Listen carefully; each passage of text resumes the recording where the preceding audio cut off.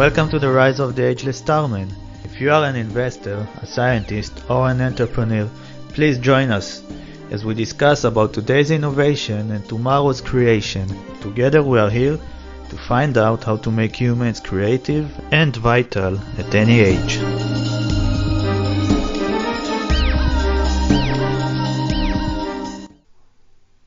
The experience that I actually had in health led to my going into communications. I was so appreciative that health is a language. It's not just a service that we provide people. And my ability to assist people with different health needs whose language I did not speak made me recognize that health in itself is a language, it's a communication, and that people, even if you don't understand each other's words, we understand each other's actions.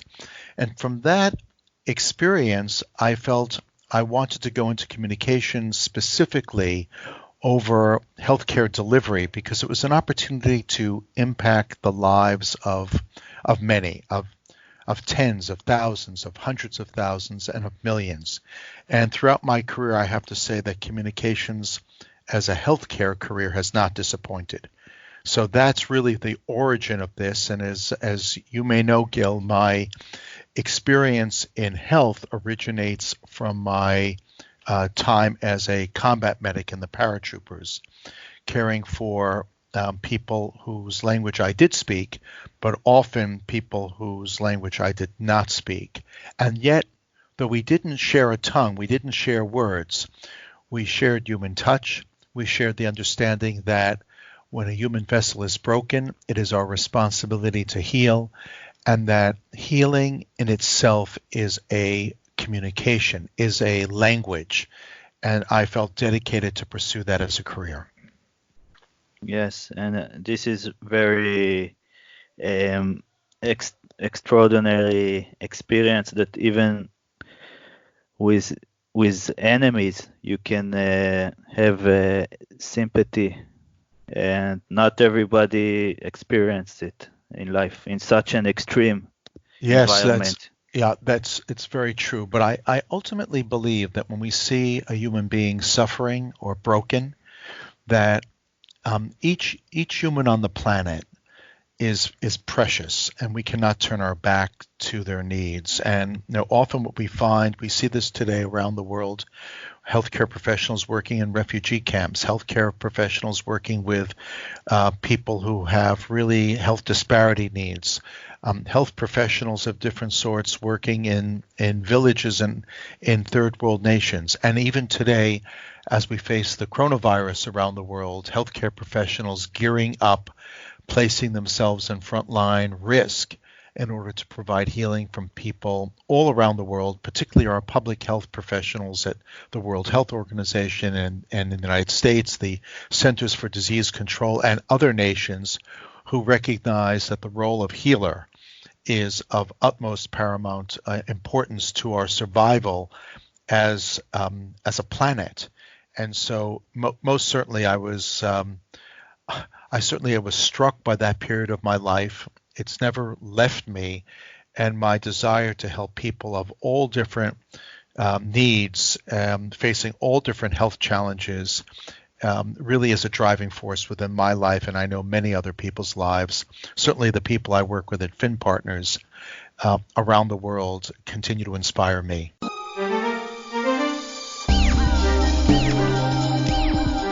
When it comes to medical innovation, my guest Gil Bashe is among the most important communicators in the world for more than 30 years.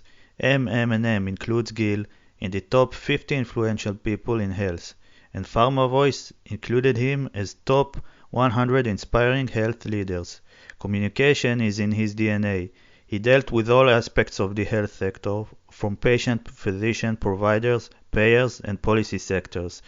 Today, besides being a managing partner of Fin Partners Global Health, Gil is a board member at the Galleon Foundation and an advisor to the Marathon Foundation and CNS Summit. He serves on the NHLBI-supported GeneTech working group examining how genetics impact cardiovascular diseases. Prior to joining Fin Partners, Gil was Executive Vice President at Makovsky for more than 12 years.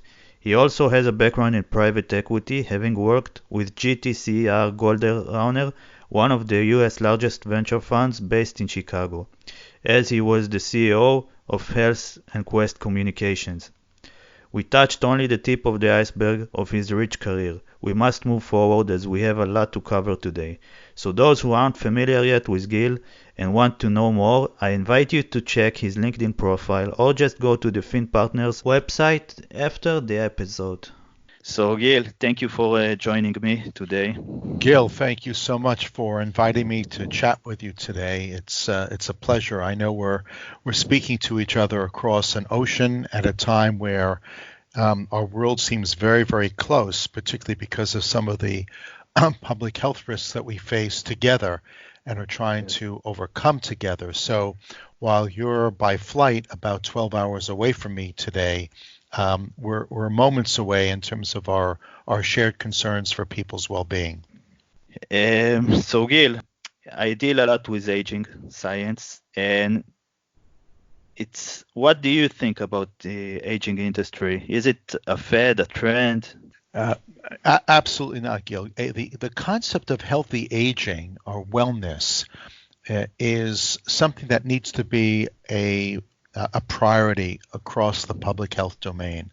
This sense of shifting people from sick care to self-care has to become a global priority, not just in the developing world, in the world.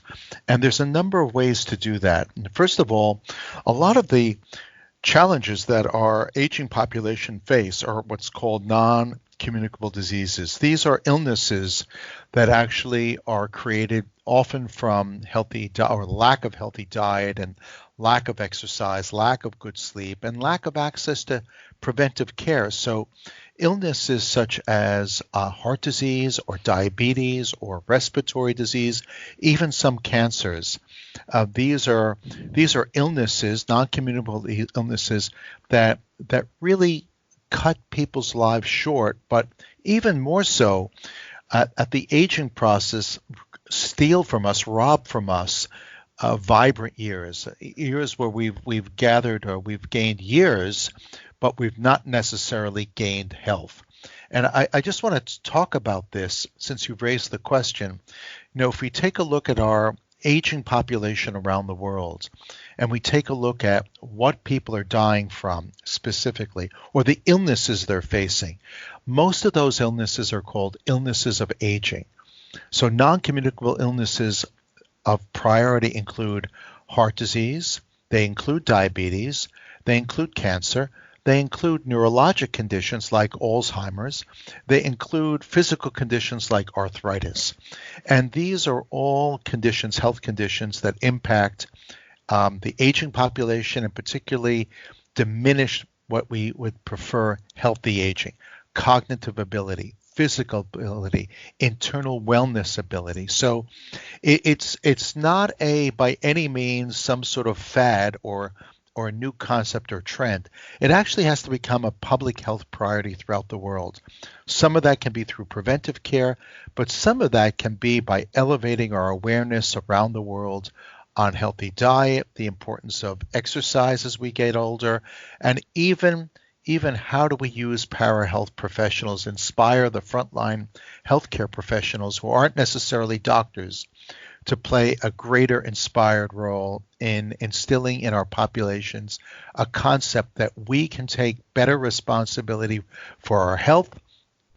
It's to our government's well-being and responsibility to encourage that and actually find ways to get people to live healthier lives. What's called self-care, which means rather than wait till we're sick and access the health system, actually use the health system to inspire us to take better care of ourselves right now, keeping our weight down, eating healthy foods, reducing our sugar intake, getting exercise, and also simple things that are so critical. Having a social life improves cognitive well-being. Hearing. The data show that people who have hearing impairment or sight impairment that's not corrected, actually that results in a cognitive decline. So there's so many inexpensive things that we can do that will lower not only our global healthcare costs, but actually improve our longevity, our healthy longevity. There was a study made on sanitarians, people who are 100 years old and above, and what the study pointed out is that the medical expenses in their last year is cheaper than those who die at 70 or 80 years old. And this is because they stay healthier for a longer time, and they don't get those age-related diseases such as Alzheimer or sarcopenia as much as those who die younger, and they stay independent and social active.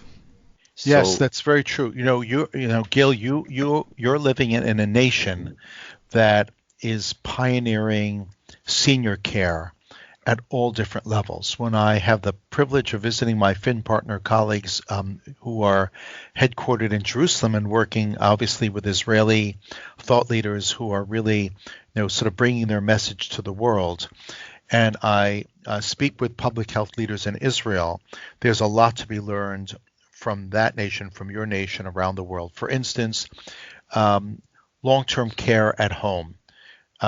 Paying for under health insurance plans an assistant to be in someone's home rather than moving someone to a long-term care facility or senior care facility, keeping them at home longer in their community where they know where things are, they know their neighborhood, they have friends.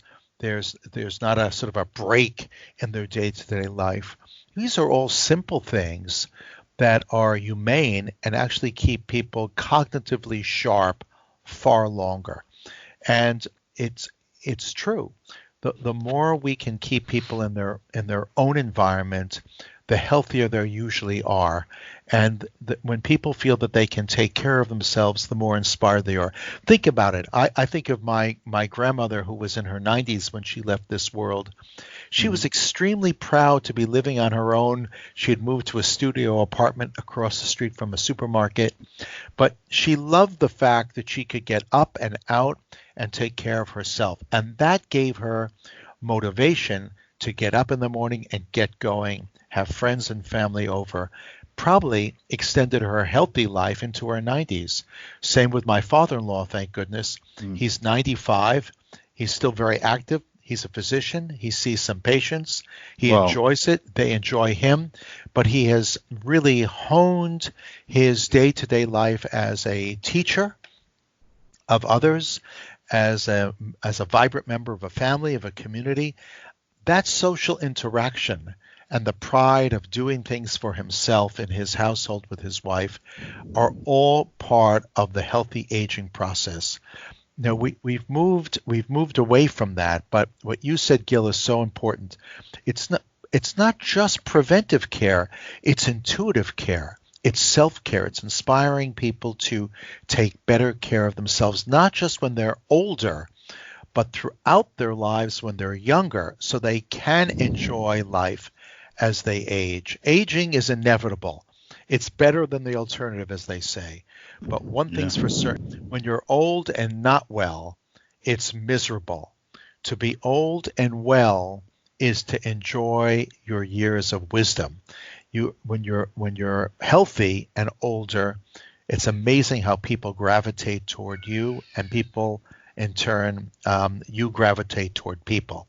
But when you're ill, illness actually creates a separation of the person, of the self, from society.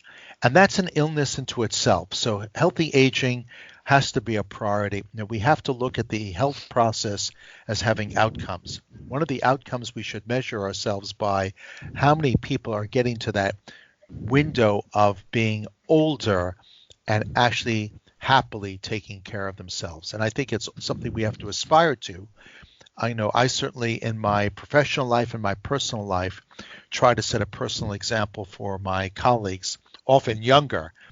But I find that being older, I have a greater responsibility as a role model, not only to share what I know, but also to take care of myself and demonstrate that it's possible. And it Yeah, takes some conscious thought. of course. Yes. It's amazing what you said about your father at 95. He has the confidence to be a physician. It's amazing. Well, aging is not defined as a disease, and it's a quite relatively new field that scientists and entrepreneurs are saying they want to cure age-related disease or aging, or start doing research about the process. It's a new concept, and to catch the ear and to get exposure, what would you recommend an Well, entrepreneur? well, a few things. It's new and it's old.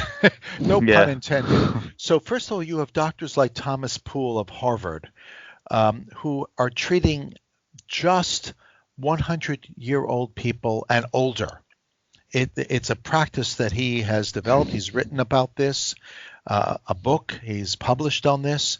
So more and more physicians are now treating people who are 90 plus, 100 plus, and we're seeing that population expand. So aging has always happened. We've always had aging. The concept of healthy aging or longevity or healthy longevity is a concept that we have to embrace, and it actually is not something that starts when we're 65 or 75 or 85 or 95 like my father-in-law, or 100 plus. It actually starts right now. It begins a mindset in younger people that we want to have a good diet. We want to keep our weight correct to our sort of bone structure and height. It's called BMI, body mass index. We want to keep our sugar intake low. We want to make sure that we're not eating fats that are high in bad fats. We want to make sure we're eating foods that are healthy for us, fruits and vegetables. But that in itself raises a public health dilemma. We have many people, too many people, Gil, who don't have access to healthy foods, don't have access to fruits and vegetables, don't have access to healthy proteins. I remember as a child working at my father's business, which was across the street from an area of relative, I'd say, health disparities, seeing young children cross the street, go to a candy and soda machine and get a candy bar and soda for breakfast as children on their way off to school. What happens to those children 10 years later, 20 years later, 40 years later? We actually, in the case of health disparities, breed unintentionally, but unfortunately, inappropriately, irresponsibly, a generation of people who will not have good health as they age. So diseases of aging aren't necessarily diseases of aging. They may in fact be behaviors of youth that continue throughout the life process. And certainly as someone involved in health communication, I find it a responsibility to advocate for those people through fantastic groups like the American Heart Association and American College of Cardiology, other groups that talk about the importance of diet and exercise. And I want to emphasize that a lot of healthy aging, as you call it, starts much earlier in life. And even when we take a look at the role of plaque or inflammation in the cognitive health process, all of this is cumulative. So we really need to look at that. And there's a lot of things that impact healthy aging that we don't think about because of stigma. And stigma is a disease or a subset of disease in itself. For instance, people who may need a hearing aid much younger, all those folks who loved rock and roll music at full blast, who have now hearing impediments. It's been written about in the clinical literature that people who don't hear correctly have a higher risk for cognitive impairment as they get older, as they age. That's one aspect. People with sight impairments, same thing. Yeah.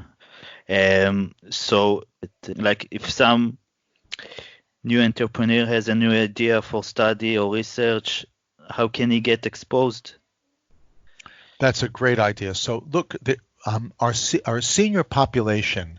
So tomorrow's senior population are boomers. So the oldest people are what's called the GI generation. These are people who are born primarily in the 20s, who thankfully are still vibrant and with us. They're in their 90s and 80s. Following them is what's called the boomer generation. I'm happily part of that generation. And the boomer generation is a generation that was brought into the computer age. We grew up on desktops, laptops, smartphones. The generation that follows us, I believe that's obviously millennials and Gen Z, all those generations. When we think of those generations, they were born into a world with computers. But let's say the boomer generation, our generation is pretty much computer and smartphone savvy. And it really pays for the health system, the payer system in this country, the United States, and around the world, to leverage those technologies fully to encourage people to stay healthy.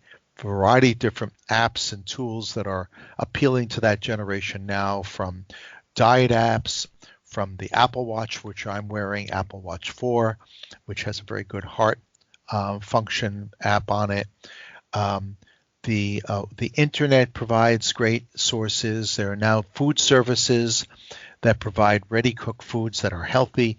So the boomer generation is very much a consumer products-driven generation. So there are so many enterprises out there for entrepreneurs to align with. First and foremost, there are hospital systems. Hospital systems want to shift their business model from handling the sick to actually being centers for the well. And that's one center. Hospital systems of note, which are large in the United States and around the world. In your neck of the woods, by the way, there are great centers of innovation in Israel. Sheba Medical Center has been listed recently as one of the 9th best medical center in the world. They also have an incubator there for health technologies. So from Israel, certainly people should be in touch with them.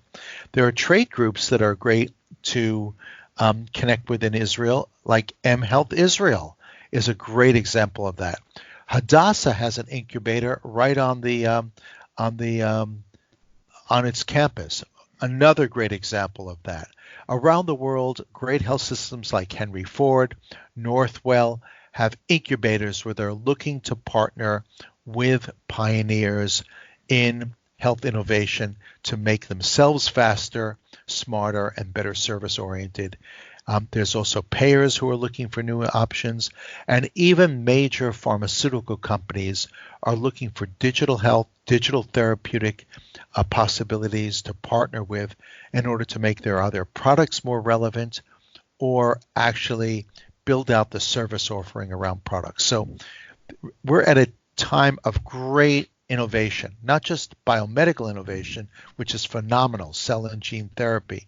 We're at a time of great health tech and digital health innovation, and there are partners from Verily Google to Microsoft to Kaiser to Geisinger. All of these centers of innovation are interested in finding good partners. I'm glad you mentioned gene therapies. I forgot the name of the FDA's former commissioner. I really want to make an interview with him someday, because what I read that in his shift there was a big transformation in the FDA to allow a better access for companies who wants to go in the direction of gene therapies, clinical trials. Everything is need to be invented. Everything is new.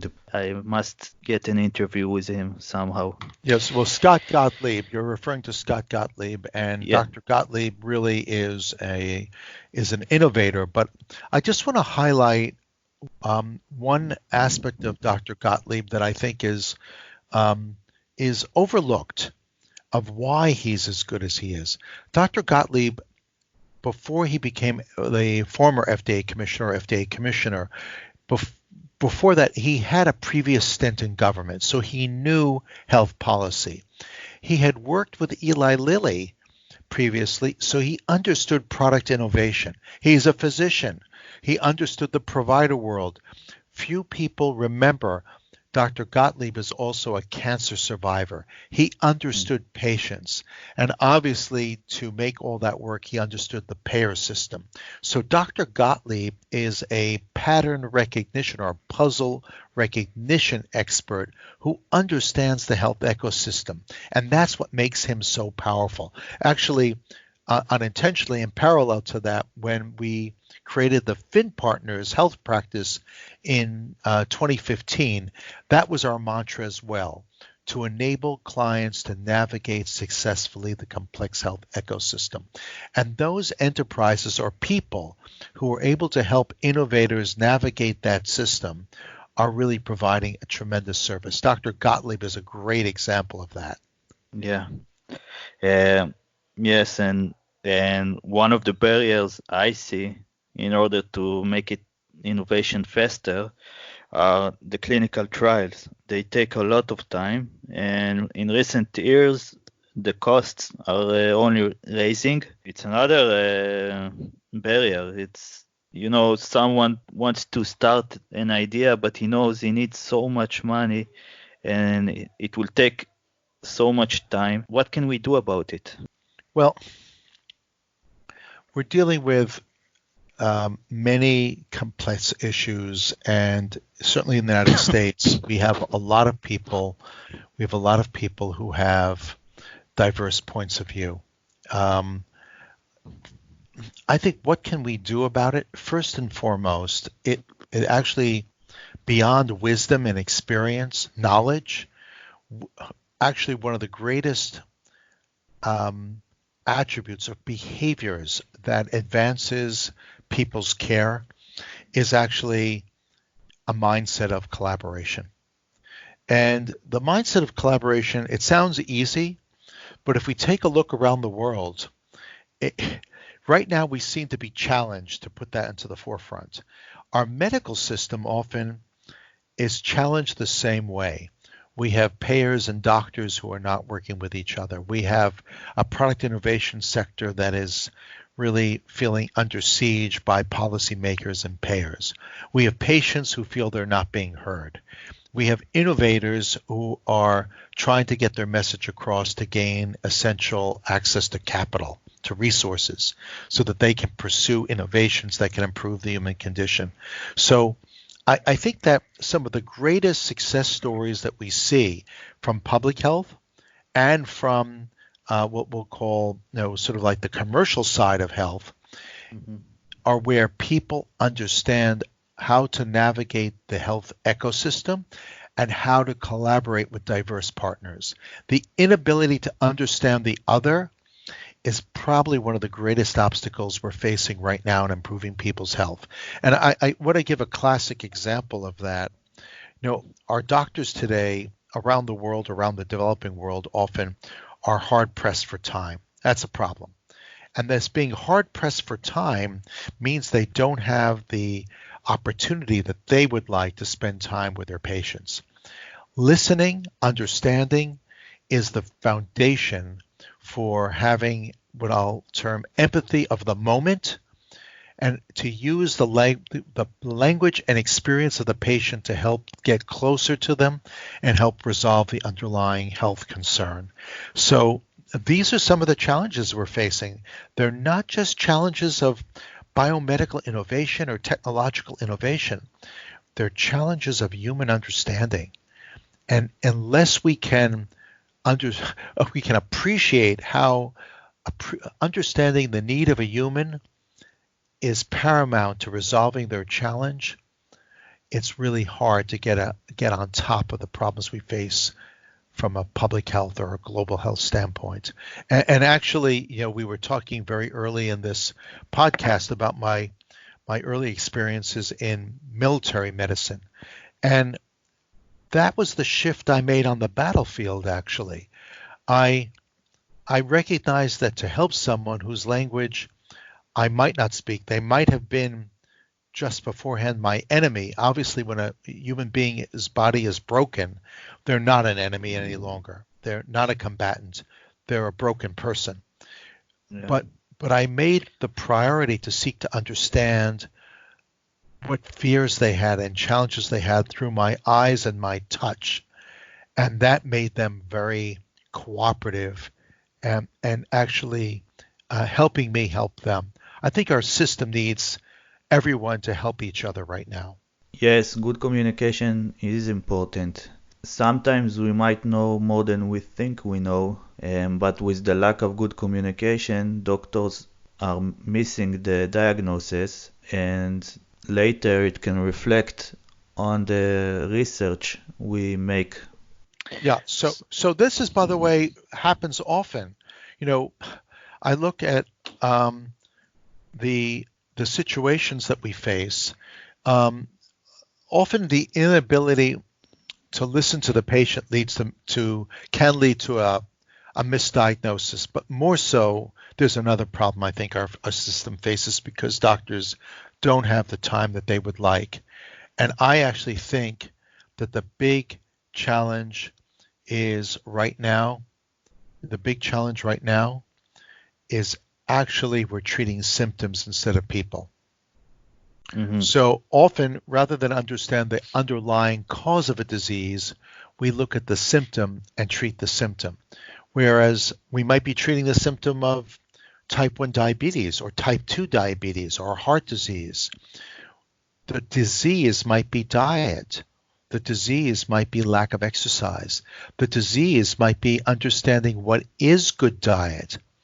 We may not understand how to read the food label, but we might quickly move to treat the patient with metformin to address their type 2 diabetes rather than say, maybe I can reduce their weight and improve their health and get them off this drug altogether.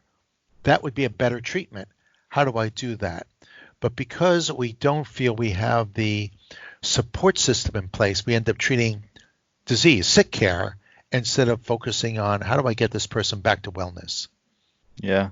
So that leads to make better environments to, I don't know if control people, but to empower them to make, you cannot just tell someone, okay, you need to do more sports and he will do it.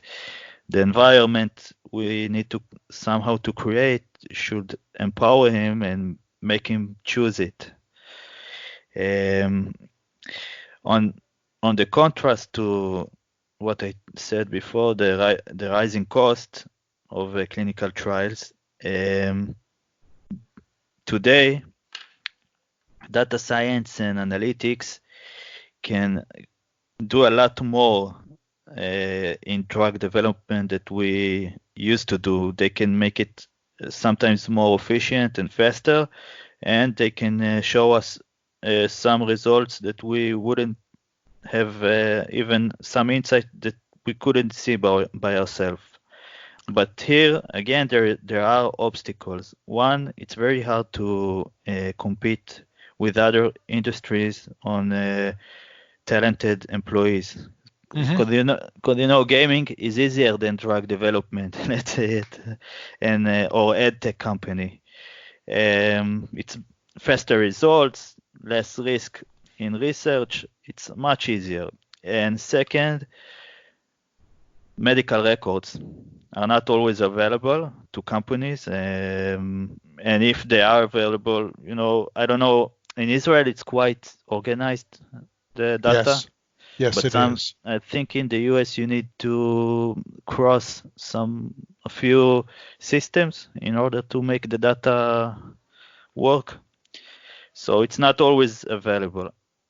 How would you address that? Well, and the Israeli health system is a closed loop system, meaning most people have been in the self-health plan their entire lives. Even they're in the same health plan as their parents. And you have hospital systems and doctors and pharmacies that are all part of the same EMR, electronic medical record system. So it's not unusual for Israeli data to be purchased by American biopharmaceutical companies so that they can use this in better understanding patient use of medication and its impact. It was termed a few years back as big data.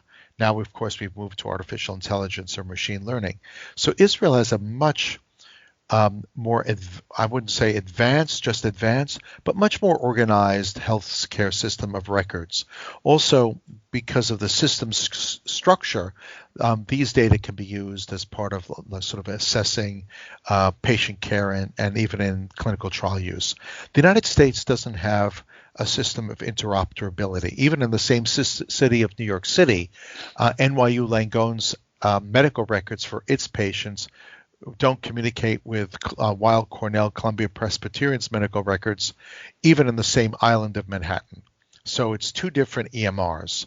And that results in added costs. Actually, doctors often are repeating tests in system to system because they just don't have the data available. Lack of interoperability raises costs and actually slows down care. So it doesn't help the patient, it doesn't help the system, it doesn't help the payer.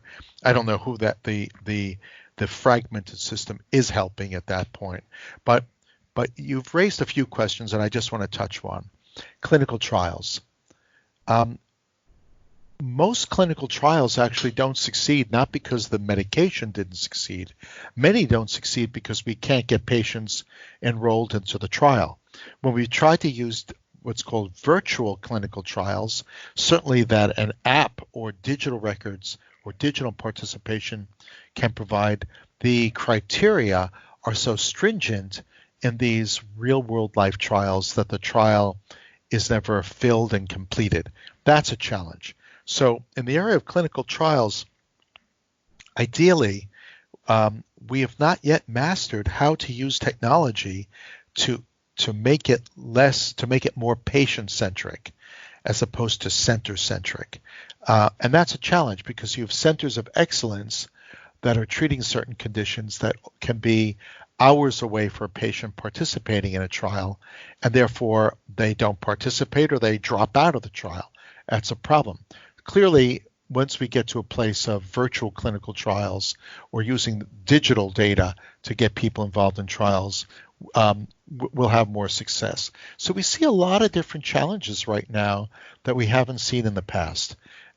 Because our expectations, because of technology, have really upped and upped and upped because of that, of its accessibility in our consumer-based lives. You know, we're in this nation a very Amazon-oriented nation. I use that as a descriptor.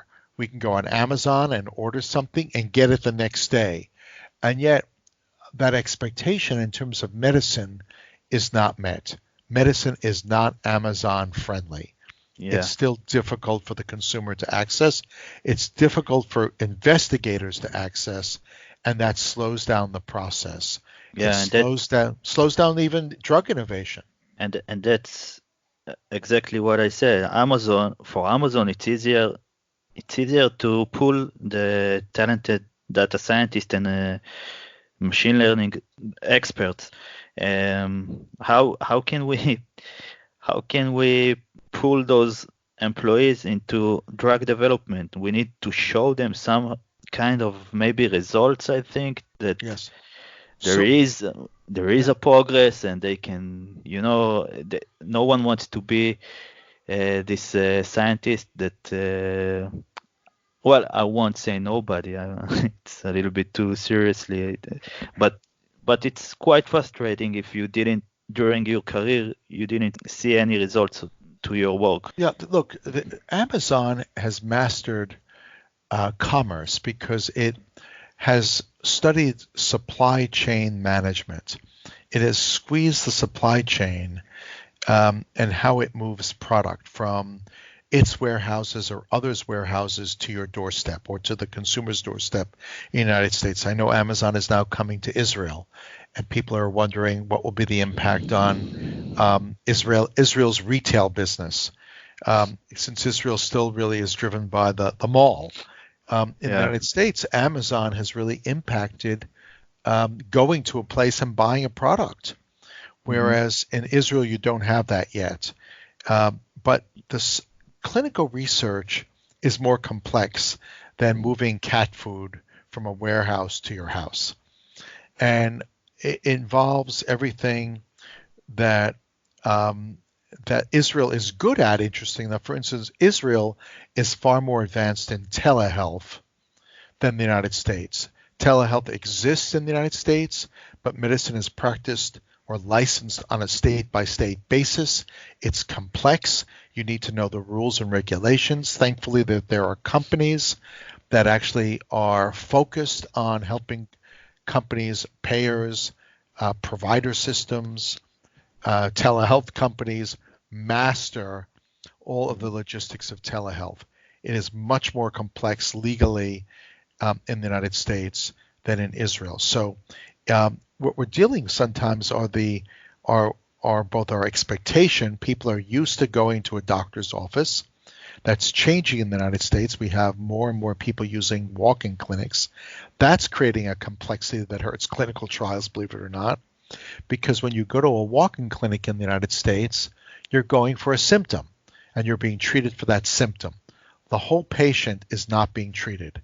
So when you have a family physician who thinks you might benefit by participation in a clinical trial in the United States, they might make a recommendation. I don't know if a walk-in clinic is going to do that, and that could impact clinical trial enrollment in non-communicable diseases. In the United States, you'd expect us to get very comfortable with telehealth, and yet we're not. So in Israel, because you don't have Amazon, you would expect people to not be comfortable with telehealth, but they are. So there's some dilemma there, and I think it deals with sort of our familiarity of different systems and trust in the system, and also the doctor's encouragement to use the system. I think that while Israel and the United States are both highly developed nations, they both have their own little, shall we say, behavior patterns, idiosyncrasies that are very different. So tell me a little bit about Fin Partners and your participate over there. I saw the firm has made a few partnerships and acquisitions. Yes. Well, first, let me just back up a little bit about Fin Partners. It's a very unique firm. It is the only major agency in the world that is mission-centered. We seek to be an agency with a heart and a soul that any major client would want to turn to for their brand or reputation or pressing need. And we've clearly have defined that category. We have a certain set of values that bind us together globally as a community very successfully. They range from a desire to make a difference in the world, diversity, taking smart risks, seeking to be a best place to work, working hard and playing nice, collaborative spirit. These are behaviors or values that bind us together as a global workplace. And as a result of that, in the 8 years since Peter Finn launched Fin Partners, we've quickly become the world's fastest growing communications agency. We're now more than $100 million in annual fees and slightly more than 800 colleagues working around the world together. We're in 19 nations, 3 continents. We have leadership practices in technology, in travel and lifestyle, consumer, higher education, health, obviously, since we're talking about health today, sustainability, corporate social responsibility, the arts, and other key disciplines that have really made us a world-class agency that is drawing from each other's skills and knowledge to help clients succeed around the world. The firm really was founded by Peter Finn, who himself has a great root in epidemiological and social research. He was one of the founders and president of a group called Research and Forecast. He later on became co-CEO of a mega agency, and then, as I said earlier, 8 years ago launched Fin Partners. I was privileged to join the agency 5 years ago with the purpose of launching our health practice, the health practice in the past 5 years has been cited as one of the world's top 5 high practices globally, and the number one in the United States in 2018. It's maintained its leadership role. It's been cited number one by the Observer, and Fin has been cited time and time again as an agency of the year and a best place to work. And so today we represent more than 200 health clients around the world in 5 sectors. We're in the patient advocacy sector, we're in the payer sector, we're in the product innovation sector, we're in the policy sector, and we're in the provider services sector. And those sectors really are unique, they intersect, and yet, consistent with the U.S. health system, they're fragmented. They have different economic systems, they see the health world differently, they don't always understand how each other operates or economically thrives in the world. And it's our responsibility as a health practice to help them succeed in a system that isn't always aligned with each other, to understand each other's needs, each other's languages, each other's priorities, and ultimately, as a result of that, to improve the health and well-being of people around the world. Are there any events in the near future in life science that you can recommend us, or maybe Absolutely. we can great. see you? Yes. So first of all, thank you. Certainly on my horizon, Gil, I hope to be in Israel in the next few months, speaking at an mHealth Israel event. I think the work that Levi Shapiro and mHealth Israel are doing is phenomenal, bringing together hundreds of health entrepreneurs. So I hope to be at that forum once again, and with my colleagues at Fin Jerusalem. I'm going to be at a very, very important meeting I think that people who are very much involved in health innovation should have on their radar screen, called CNS Summit. I'm privileged to be on the advisory board, the leadership board of that group that's led by Emil Kalali, Dr. Kalali, who is really a pathfinder in pulling people together. CNS Summit was initially a neurology meeting. It evolved into an innovation meeting and now stands for Collaboration for Novel Solutions. I will be there. And, I look forward to attending various digital health gatherings throughout the course of the year, both as a participant and as a speaker. But I would say any gathering where people come together to discuss innovation that can improve the human condition, it is a place to be. And certainly it's put on my radar screen, and I always look forward to attending some of these get-togethers. Yeah, and you work a lot in Israel and in the US, but are there any other locations you? Yes. So Fin and myself, and I'm privileged to wear 2 hats. Fin is in 19 locations, and I, as a global practice head, I have the privilege of working with my colleagues around the world. They're all globalists, by the way. Many of these countries, like Israel you mentioned, we're based in Israel, but actually all of our work in Israel is directed toward Europe and the United States. Israel is a country of global innovation.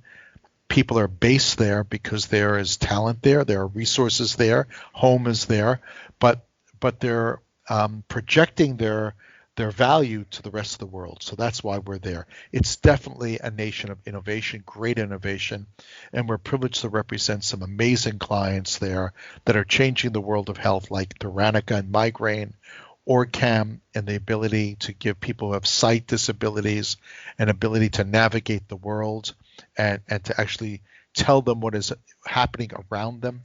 Amazing technology.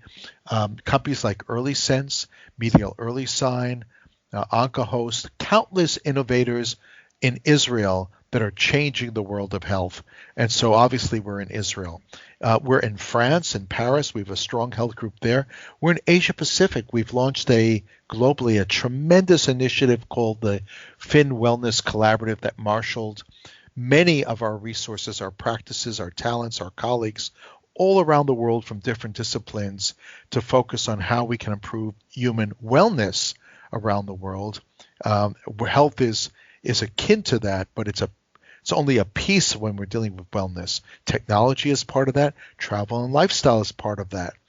Consumer is part of that. Education is part of that. So our Wellness Collaborative marshals all of our resources globally.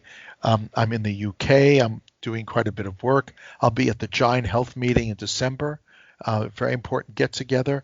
I'll be at the Global Wellness Summit in November in Tel Aviv. I think one of the first weeks of November.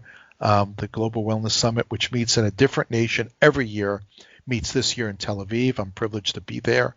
So we're on the West Coast. We're in Hong Kong. We're in Singapore. We're in Shanghai. We're in Nashville. People always overlook Nashville, but Nashville is one of the United States' greatest health service hubs in the nation. Actually, health is Nashville's number one economy. Music is number two. Yeah, You know it. I wanted to say it's not only music. That's right. That's right. Thank you for that. I appreciate the plug for Nashville because it's an amazing city of health innovation in many different levels. Chicago, Detroit. We're in Portland, Seattle, San Francisco, Los Angeles. So wherever you find innovation, whether it be technology or consumer innovation or health innovation, lifestyle innovation, education innovation, expect to find Fin partners. Yeah, amazing. It's. I'm sure your work is very satisfying. Like see all this innovation. What are as so? Of course, we're talking about aging, and what companies do you think we should watch in the field? Of aging, Yeah, aging. I would look at Aviv Scientific. They are doing incredible work in the area of health and longevity. They are really bringing state-of-the-art Israeli technology and science to the world on a consumer level. They appreciate the fact that consumers need access to wellness approaches. Aviv, I would definitely be watching. I would be looking at all different companies throughout the world that are doing amazing things. There's a company called Amylyx that's based in Boston. One of the greatest terrors of certainly of people is what's called Lou Gehrig's disease, ALS. They're really pursuing a new therapy in ALS. The initial top line results have been shared, very promising. That's a Fin client. We're very proud to be associated with them. So there's a number of clients that we have around the world, both in the health services and health systems, but also in the biological sciences that are working very hard in the area of memory disorders or cognitive disorders like Alzheimer's and other illnesses, trying to preserve our well-being. But again, Gil, I want to say that the first job of everybody in healthcare, including you and me, is to take good care of our health, is not to put ourselves in a situation where we need to access the system because we're sick, rather to use the system to the fullest ability possible to stay well. Self-care is the best form of health care.